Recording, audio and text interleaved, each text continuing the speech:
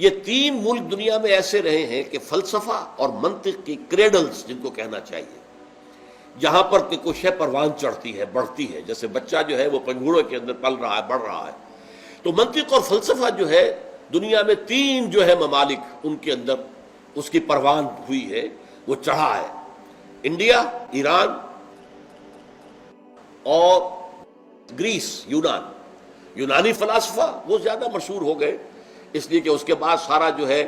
Renaissance کے بعد علم کا مرکز یورپ بن گیا، اس لیے وہ زیادہ مشہور ہے،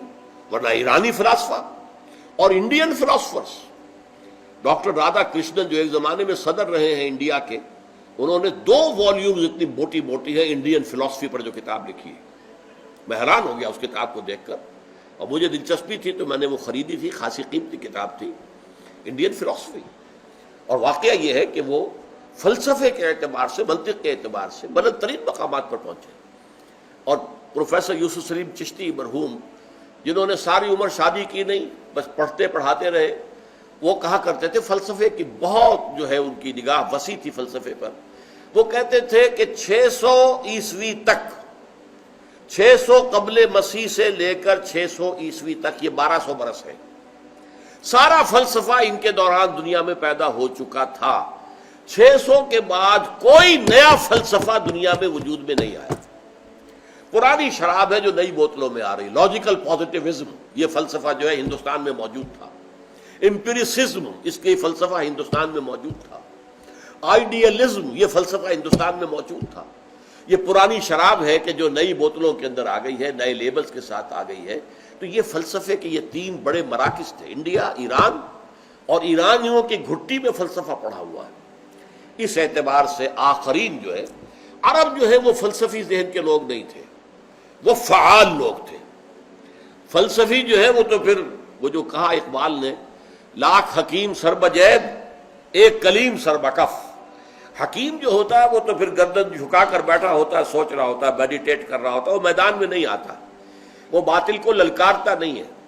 وہ تو جیسے علامہ اقبال کی بھی آپ نے ایک تصویر دیکھی ہوگی جو اس طرح وہ بیٹھے ہوئے ہیں،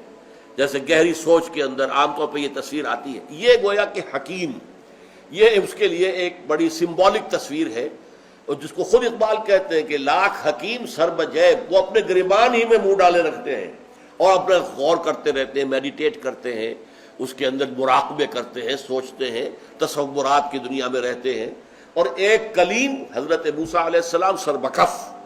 وہ سر اپنا ہتھیلی پر رکھ کر فرعون سے جا ٹکرائے ہیں، اللہ تعالیٰ نے فرمایا اذهب الى فرعون انه طغى،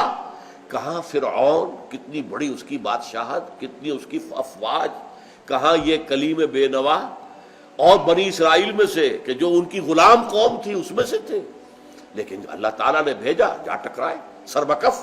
گویا کہ پہلے دن سے اپنا سر تو اپنی ہتھیلی پر رکھا ہوا تھا، ورنہ ظاہر بات ہے کہ جا کر وہ فرعون سے جو ہے وہ ٹکرا جانا جو ہے بے معنی بات تھی۔ تو اس اعتبار سے فلسفے کے لیے ایران، ہندوستان اور یونان یہ فلسفے کے مراکز رہے،